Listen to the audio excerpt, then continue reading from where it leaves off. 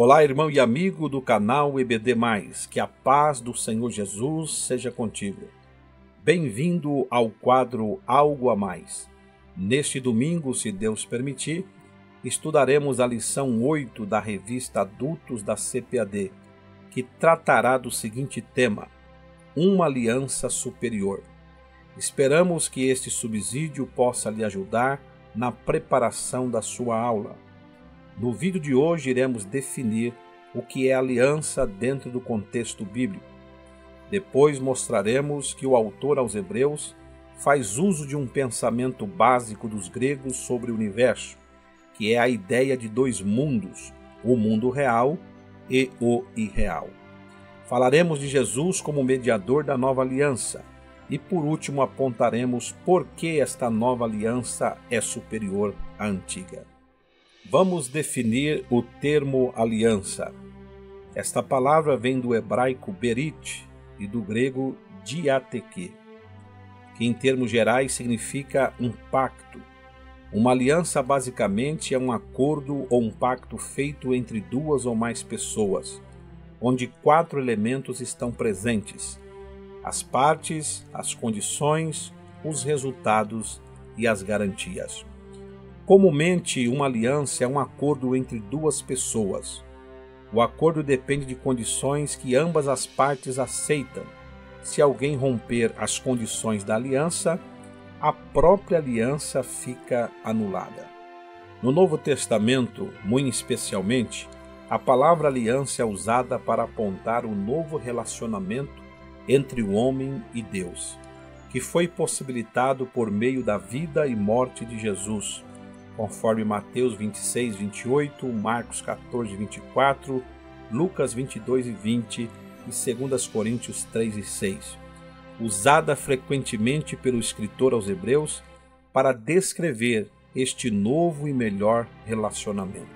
Um detalhe muito interessante é que Deus e o homem não se encontram em igualdade de condições para fazerem uma aliança. No sentido bíblico de aliança, toda aproximação e oferecimento procedem de Deus. É Deus aquele que vem ao homem, oferece-lhe uma relação consigo e estabelece os termos nos quais a relação se fará efetiva.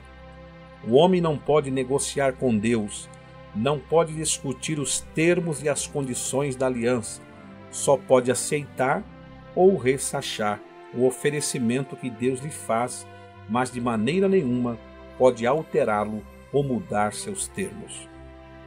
Esta lição foi baseada nos 10 primeiros versículos do capítulo 8 do livro de Hebreus. Porém, é importante frisar que do capítulo 8, verso 1, ao capítulo 10, verso 18, temos uma seção inteira que trata da nova aliança prometida em Jeremias, capítulo 31, versos 31 a 34. E seu contraste com a antiga aliança da lei. De acordo com a Bíblia de Estudo Aplicação Pessoal, o capítulo 7 de Hebreus explicou que Jesus é um sacerdote maior que qualquer sacerdote que fosse descendente do primeiro sumo sacerdote de Israel, a saber, Arão. O autor agora resume a sua mensagem. O que ele vinha dizendo é que Cristo é superior a todos no sacerdócio judaico. A despeito daquilo que os crentes judeus tinham confiado anteriormente para a salvação, tudo seria meramente uma sombra da realidade, e não a própria realidade. Aquela sombra agora é completamente substituída pela realidade de Cristo como sumo sacerdote. Em seu comentário bíblico, Barclay diz algo que pode ajudar muito na compreensão daquilo que o escritor de Hebreus está tentando passar aos seus leitores. Segundo ele, os gregos tinham sempre em suas mentes um pensamento básico com relação ao universo. Concebiam a este em termos de dois mundos, o mundo real e o irreal. Criam que em alguma parte existia um mundo de realidade, mas que este mundo do espaço e do tempo era só um mundo de sombras, de cópias pálidas e de reflexos irreais do mundo real. Esta era a doutrina básica de Platão, o maior de todos os pensadores gregos, cria no que se chamava formas. Em alguma parte existia um mundo onde se encontravam os perfeitos padrões, os perfeitos arquetipos e as formas perfeitas dos quais tudo o que há neste mundo é cópia imperfeita e reflexo defeituoso. Algumas vezes essas formas se chamam ideias. Em alguma parte existe a ideia da cadeira, da qual as cadeiras atuais são cópias imperfeitas. Em alguma parte existe a ideia de um cavalo, da qual todos os cavalos atuais são reflexos inadequados. Os gregos estavam fascinados com esta concepção de um mundo real, do qual este mundo só é uma cópia aproximada, provisória e imperfeita. Neste mundo caminhamos nas sombras. Em alguma parte existe a realidade. E o grande problema na vida é como passar deste mundo de sombras ao mundo das realidades. O autor de Hebreus faz uso desta ideia. O templo terrestre é uma pálida cópia do verdadeiro templo de Deus. O culto terrestre é um reflexo remoto da verdadeira adoração. O sacerdote terrestre é uma sombra inadequada do verdadeiro sacerdócio que pode efetivamente levar os homens a Deus. Todas essas coisas indicam uma realidade mais além de si mesmo e da qual são sombras. O autor até encontra essa ideia no próprio Antigo Testamento. Quando Moisés havia recebido de Deus as instruções sobre a construção do tabernáculo e de todos os seus implementos, Deus lhe disse: "Vê, pois, que tudo faça segundo o modelo que te foi mostrado no monte." Êxodo 25:40. Deus tinha mostrado a Moisés um modelo real e eterno, do qual todo culto terreno é cópia e sombra. Assim, pois, o autor diz que os sacerdotes terrenos têm um serviço que é figura e sombra da ordem celestial. O sacerdote terreno não pode conduzir os homens à realidade, mas Jesus pode conduzi-los à realidade. Seu sacerdócio verdadeiro é o único que pode tirar os homens deste mundo de sombras para levá-los ao mundo invisível e real. Podemos dizer que Jesus nos conduz à presença de Deus e à realidade. Trata-se sempre da mesma coisa. Quando o autor falava de realidade, estava usando uma linguagem que seus contemporâneos usavam e entendiam. Hebreus 8:1 diz assim: "Ora, o essencial das coisas que temos dito é que possuímos tal sumo sacerdote que se assentou à destra do trono da majestade nos céus." Nas notas de rodapé da Bíblia de Estudo Shed, o comentarista chama a atenção para a expressão "o essencial." Segundo Shed, a palavra no original indica que aqui temos um resumo do argumento até este ponto. A superioridade do sacerdócio de Cristo já foi demonstrada.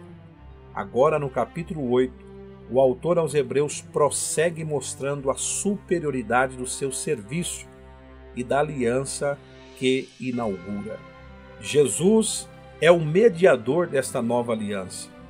No mesmo verso 1, o autor também usa a expressão "tal sumo sacerdote." Ele se assenta porque, no que diz respeito ao seu sacrifício, sua obra está concluída. Seu lugar é à destra de Deus, o trono do poder. Pela fé, também nós podemos servir no santuário interior, antes de começar a edificar nossa vida, e enquanto a estivermos edificando, cuidemos para que nossos olhos estejam fixos no ideal e no padrão divinos. É importante lembrar, como diz a Bíblia de Estudo Aplicação Pessoal, que embora os sacerdotes que descendiam de Arão possuíssem um trabalho de grande honra e dignidade, o ministério que Jesus recebeu é superior, é mais excelente ao dos sacerdotes que servem às leis do antigo concerto. O ministério de Jesus e o novo concerto são superiores, são melhores por diversas razões. Primeiro, eles satisfazem e substituem completamente o ministério dos sacerdotes e o antigo concerto. Segundo, eles são eternos porque Jesus é sumo sacerdote para sempre. Terceiro, eles não exigem mais sacrifícios. Quarto, eles realizam o que todos os outros sacrifícios não conseguem realizar, a verdadeira expiação do pecado. Quinto e último, eles dão à humanidade pecadora a oportunidade de ter um relacionamento pessoal com Deus. Vamos ver agora por que esta aliança é superior. Em Hebreus 7:22, ao provar que o sacerdócio de Jesus é superior ao de outros sacerdotes, o autor menciona de passagem que Jesus se tornou fiador de superior aliança. Agora, essa ideia é desenvolvida e são apresentados 3 motivos pelos quais a nova aliança é melhor no tocante ao seu sumo sacerdote, seu santuário, fundamento e promessas. Então, primeiro motivo, um sumo sacerdote superior. Em vez de se ocupar com a oferta de sacrifícios, Jesus, o sumo sacerdote dessa aliança, encontra-se assentado no lugar de autoridade, poder e honra, à destra do trono da majestade nos céus.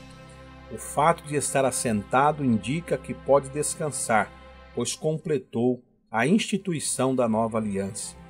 Segundo motivo, um santuário celestial superior. Como sumo sacerdote, Jesus ministra no santuário celestial, o verdadeiro tabernáculo que o Salvador erigiu, não o homem. A antiga aliança precisava de um santuário físico, pois os sacerdotes tinham de sacrificar e oferecer o sangue de animais. Jesus também teve de oferecer um sacrifício para fazer expiação pelos pecados. Ofereceu, porém, no santuário celestial, e não no tabernáculo terreno, o qual é apenas figura e sombra das coisas celestiais. Na verdade, não lhe teria sido permitido oferecer um sacrifício no templo ou tabernáculo, pois ele não era da tribo sacerdotal. Terceiro e último motivo, um fundamento e promessas superiores. Cristo exerce seu ministério com base em superiores promessas. Deus sabia que a antiga aliança não era eficaz. Para corroborar seu argumento, o autor cita Jeremias 31, versos 31 a 34, ou melhor, versículos 31 a 34, em que Deus promete introduzir uma nova aliança. A nova aliança não governaria apenas o comportamento externo do povo, mas causaria mudanças profundas na sua mente e no seu coração. Restauraria o relacionamento do povo com Deus e o ajudaria a conhecer Cristo por meio da misericórdia e graça clemente do Senhor. Os cristãos judeus pareciam não entender que, de acordo com as palavras de Deus em Jeremias, a antiga aliança era um pacto antiquado e envelhecido. O advento da nova aliança foi anunciado na última ceia, quando Jesus tomou o cálice e disse: "Isto é meu sangue, o sangue da nova aliança", Mateus 26, 28, e declarou: "Este é o cálice da nova aliança no meu sangue, derramado em favor de vós", Lucas 22, 20. O sangue de Jesus cumpriu a antiga aliança e instituiu a nova com seu ministério superior. Para finalizar, esta nova aliança, conforme diz o escritor aos Hebreus, é tão superior à primeira quanto o sacerdócio de Cristo é ao de Arão. Como vimos, uma aliança é uma promessa, feita em condições de ser cumprida e confirmada por um sinal exterior, como o arco-íris, ou a circuncisão, ou até mesmo a ceia do Senhor. A aliança sob a qual nós vivemos é entre Deus e Cristo, em benefício daqueles que lhe pertencem. Não precisamos pedir a Deus que faça o que prometeu, mas com humilde reverência, esperemos que Ele o faça, principalmente quando bebemos do cálice da nova aliança à mesa do Senhor. É o que nós encontramos em Mateus 26, 28, que diz: porque isto é meu sangue, o sangue da nova aliança, derramado em favor de muitos para a remissão de pecados. Ou como diz Lucas 22 e 20, semelhantemente depois de cear, tomou o cálice dizendo: este é o cálice da nova aliança no meu sangue, derramado em favor de vós. Desta maneira, meu amado professor e professora, encerramos mais uma edição do quadro Algo a Mais. Que Deus abençoe o seu ministério, como também os seus alunos, e possamos juntos crescer na graça e no conhecimento de nosso Senhor e Salvador Jesus Cristo. Uma ótima aula. Fique na paz do Senhor Jesus.